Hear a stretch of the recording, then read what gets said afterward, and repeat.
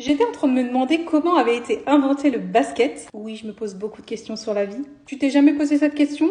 Bah c'est pas grave, t'auras la réponse quand même. Donc il a été inventé aux États-Unis, bien évidemment, en 1891 par un prof de gymnastique. Un prof qui voulait simplement occuper ses élèves pendant les longs mois d'hiver entre les sessions de football américain et de baseball.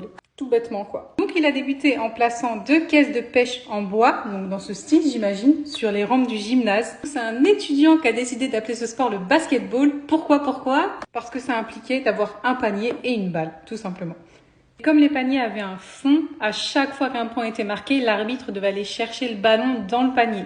Pas super pratique. Les gars, ils devaient en avoir un peu marre. Du coup, c'est en 1900 qu'ils ont pensé à remplacer les paniers par des filets. Et du coup, on arrive au fameux panneau là qu'il y a derrière le filet. Je me suis jamais posé la question, mais maintenant je me la pose. Pourquoi ils ont mis ça? Tout simplement pour éviter que la foule interfère avec le ballon une fois qu'il était lancé en fait.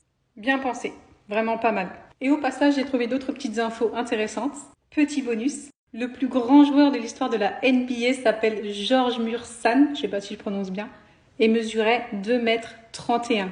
Par contre, le plus petit s'appelait Muggsy Bogues, je sais pas si ça se dit comme ça non plus, et il mesurait 1,60 m. Je pensais qu'il fallait être grand pour jouer au basket, mais non en fait.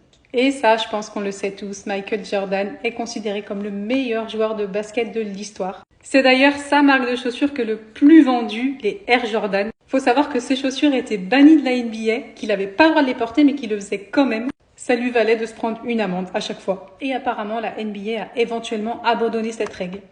Voilà la petite histoire. Ben vraiment, on ira se coucher moins bête ce soir, je vous le dis.